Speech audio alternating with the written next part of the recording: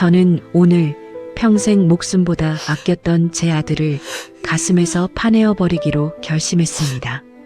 70평생 제 전부였던 그 아이를 버려야만 비로소 제가 살 수 있을 것 같았거든요. 본격적인 이야기에 앞서 이야기가 궁금하시다면 구독과 좋아요 부탁드립니다. 이게 정말 옳은 일일까? 자식놈 자는데 인사라도 하고 가야 하는 게 아닐까? 하지만 저는 알고 있습니다. 지금 이 문을 열고 나가지 않으면 저는 영영 이 화려한 감옥에서 말라 죽고 말 거라는 사실을요. 이 집이 어떤 집인데, 내가 어떻게 지어 올린 성벽인데. 30살 남편은 사우디 중동 땅으로 떠나 모래바람 냄새가 밴 편지 한 통과 달러를 보내왔고, 저는 여기서 공장 부품을 조이며 퉁퉁 부은 다리를 끌고 밤낮 없이 뛰었지요. 그때 내 손톱이 빠지고 진물이 흐를 때 차라리 멈췄어야 했을까요? 그때 흘린 내 피눈물이 지금 내 발목을 잡는 족쇄가 될 줄 누가 알았을까요? 이 집 장판 모서리 하나, 벽지 틈새마다 제 젊음과 눈물이 안 밴 곳이 없답니다. 그런데 지금 제 발치에 놓인 건 제 30년 세월이 고작 박스 2개에 담긴 초라한 짐짝뿐이네요. 부엌은 엄마들에게 단순한 일터가 아니지요. 자식들 배고를까봐 새벽부터 군불 지피고 남편 퇴근길 맞춰 보글보글 찌개 끓여내던 내 인생의 가장 뜨거웠던 전쟁터이자 유일한 안식처였습니다. 그런데 그 견고했던 나의 영토에 어느 날부터인가 낯선 침략자가 들어왔습니다. 며느리는 무표정한 얼굴로 찬장을 뒤엎더니 30해 넘게 제 손때가 묻어 반질반질하던 그 무쇠솥을 미련 없이 쓰레기 봉투 옆으로 내팽개쳤습니다. 얘야, 아유, 조심해라. 그 솥이 어떤 솥인데, 내 아버지가 사우디 모래바람 견디고 돌아오던 날, 우리 이제 고기 구워 먹고 살자며 사온 그 귀한 솥이란다. 무거워도 밥맛은 일품이야. 내가 살살 쓸게. 응? 저는 며느리의 소매를 붙잡고 애원하듯 말했습니다. 저 솥은 제게 그냥 무거운 쇳덩어리가 아니었거든요. 내 남편이 이국 땅에서 모래 씹어가며 번 돈으로 사온 우리 집의 첫 번째 보물이었습니다. 저 솥에 밥을 지을 때마다 나는 부자가 된 것 같았고 내 새끼들 입에 들어갈 따뜻한 누룽지를 생각하며 퉁퉁 부은 다리를 문질렀는데 이제 저 솥이 내 젊음과 함께 쓰레기통으로 던져지는 걸 보며 제 가슴은 무너져 내리고 있었습니다. 어머니, 제가 몇 번을 말씀드려요. 이 시커먼 무쇠솥 요즘 누가 써요? 무겁기만 하고 세균도 득실거려요. 주방 상판 다 긁히는 거 안 보이세요? 제가 새로 산 번쩍거리는 세라믹 냄비들로 싹 바꿀 거니까. 이건 이제 버릴게요. 아셨죠? 버리다니. 얘야, 그래도 이건 내 살점 같은 물건인데, 내 남편도 이 솥에 한 누룽지를 얼마나 좋아하는데, 그러니. 위생이라니 세균이라니. 며느리의 입에서 나오는 그 날카로운 단어들이 제 30년 정성을 난도질했습니다. 내 남편을 키워낸 게 바로 저 낡고 시커먼 솥에서 나온 밥물이었는데 며느리는 저 솥뿐만 아니라 이 집에 배어있는 내 냄새를 통째로 지우고 싶어 하는 것 같았습니다. 마치 제가 이 집에서 지워져야 할 얼룩이라도 된 것처럼 말이죠. 그건 옛날 얘기죠. 요즘에 아빠도 이런 탄 음식 안 좋아해요. 어머니도 참 고집이세요. 주인이 바뀌었으면 살림법도 바뀌어야 하는 법인데 자꾸 이러시면 저 살림하기 정말 불편해요. 어머니는 그냥 거실에서 손주나 보세요. 부엌 일은 제가 알아서 할 테니까요. 아, 엄마! 그냥 애 엄마가 하자는 대로 좀 해줘요. 왜 자꾸 고집을 피워? 퇴근하고 와서 피곤해 죽겠는데. 집안꼴이 이게 뭐야? 제발 조용히 좀 살자. 엄마! 아들의 그 무심한 한마디는 며느리의 칼날보다 더 깊게 제 심장을 찔렀습니다. 내가 내 입에 따뜻한 밥 넣어주려고 그 고생을 했는데 이제는 내 손때 묻은 솥조차 짐작 취급을 하는구나.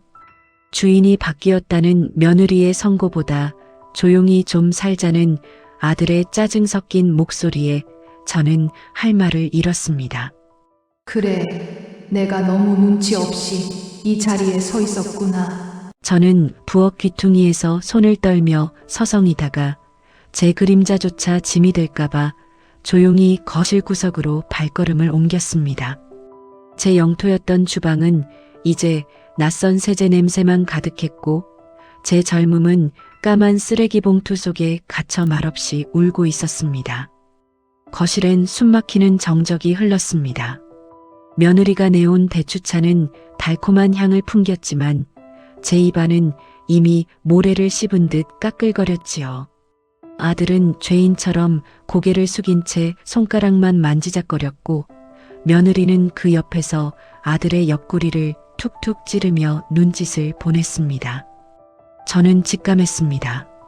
아들의 저 망설이는 입술 끝에 내 인생을 송두리째 뒤흔들 무서운 말이 걸려 있다는 것을요. 엄마, 저기 말야. 요즘 민준이 교육 문제가 장난이 아니야. 이번에 새로 생기는 영어 유치원 보내려면 보증금도 필요하고 대출을 좀 더 받아야 할 것 같아. 돈이 모자라니 내가 모아둔 쌈짓돈이라도 좀 내줄까? 얼마나 필요해서 그러니? 아니, 그게 아니라 이 집 담보로 대출을 받으려면 명의가 내 앞으로 되어 있어야 금리가 훨씬 싸대.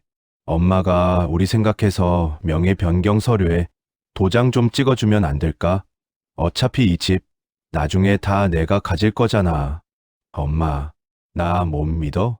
명이라는 단어가 제 머릿속을 하얗게 비워버렸습니다.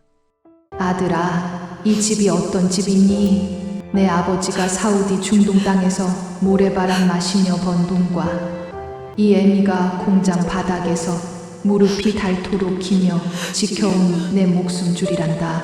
그런데 너는 어쩜 그리 쉽게 명의를 달라는 말을 내뱉니?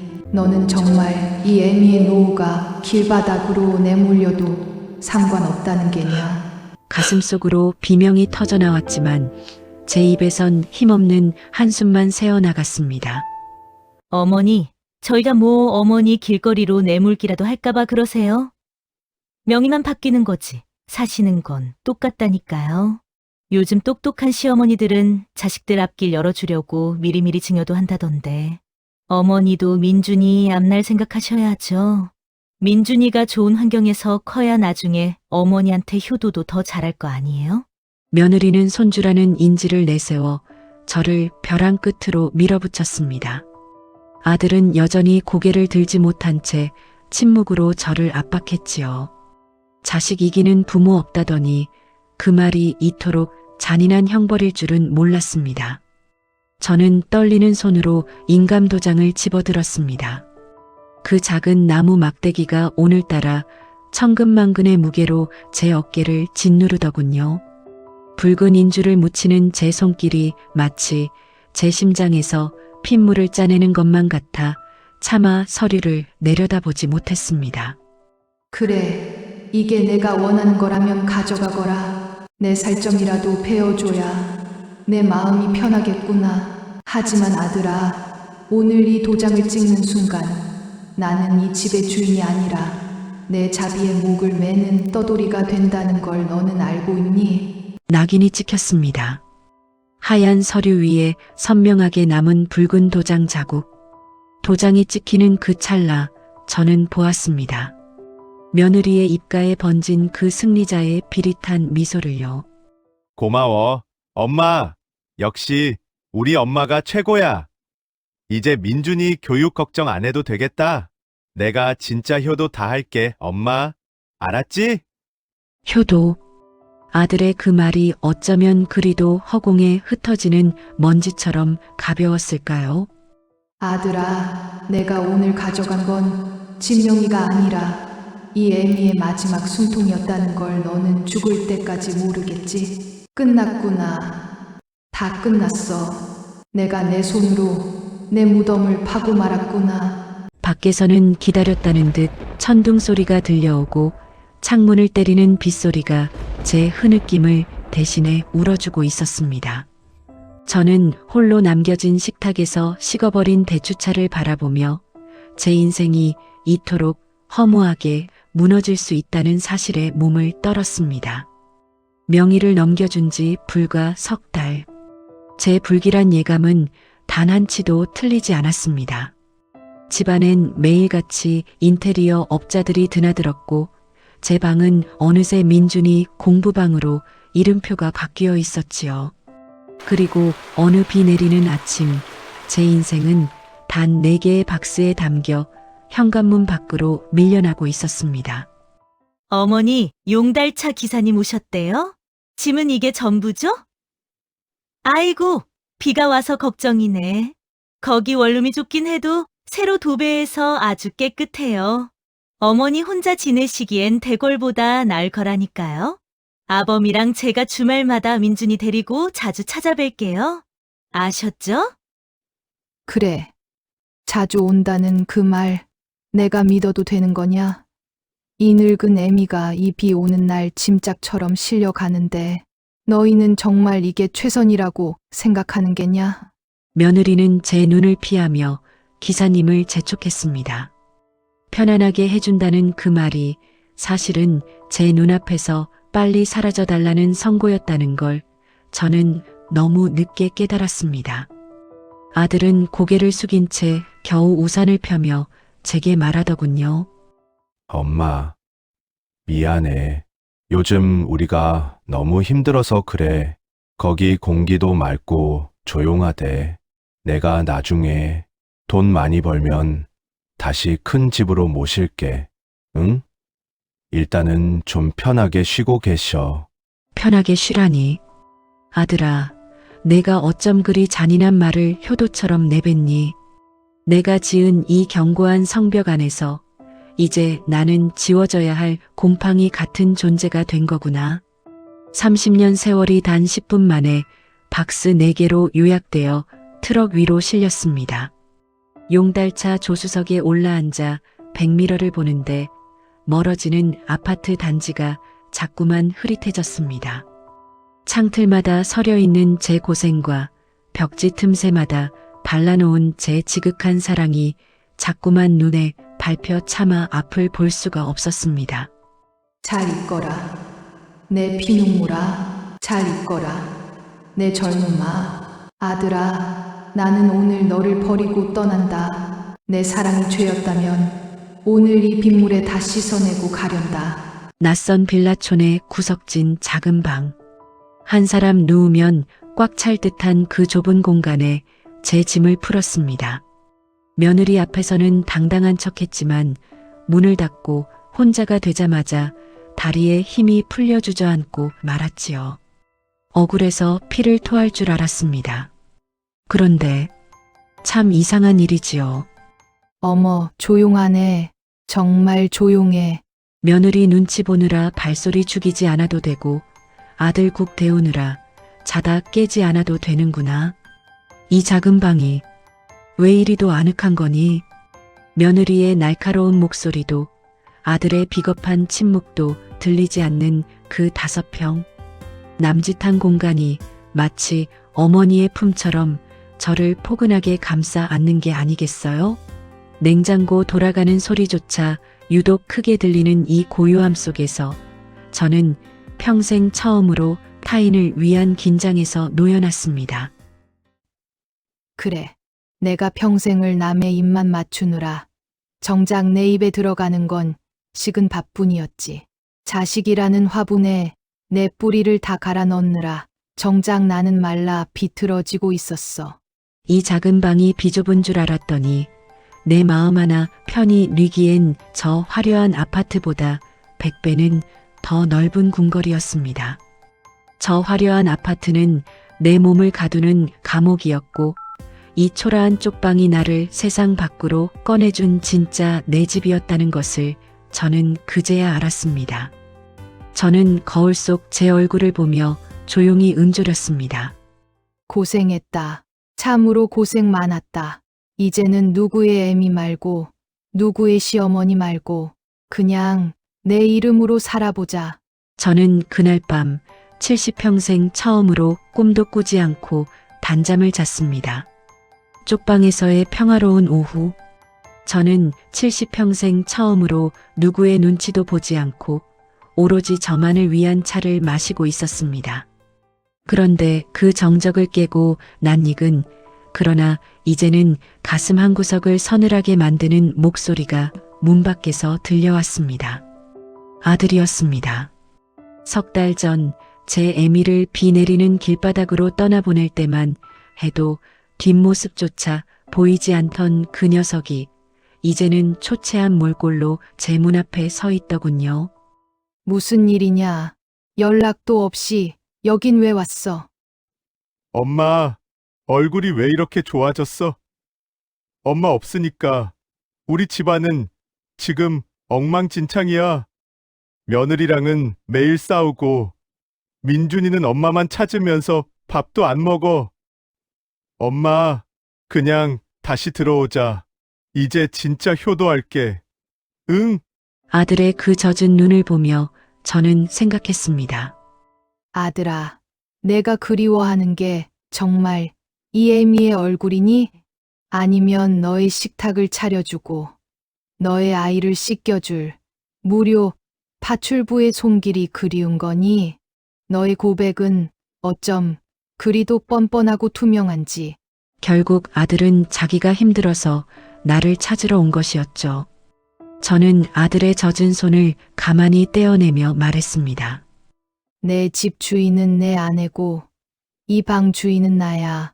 나는 이제 내 애미 노릇 은퇴했다고 말했습니다. 엄마, 어떻게 사람이 이렇게 변해? 나 엄마 아들이잖아. 엄마가 없으면 우린 어떡하라고? 엄마는 우리 가족 아니야? 가족, 내가 그 아파트에서 도둑처럼 짐을 싸서 나올 때 너는 어디 있었니? 내가 빗속에서 용달차 조수석에 앉아 멀어지는 내 뒷모습을 볼 때 너는 가족을 생각했니? 너는 내 아내와 내 자식의 편안함을 위해 내 애미를 유배 보냈어. 이제 와서 가족이라는 이름으로 내 살점을 다시 베어갈 생각은 버려라. 저는 아들에게 말했습니다.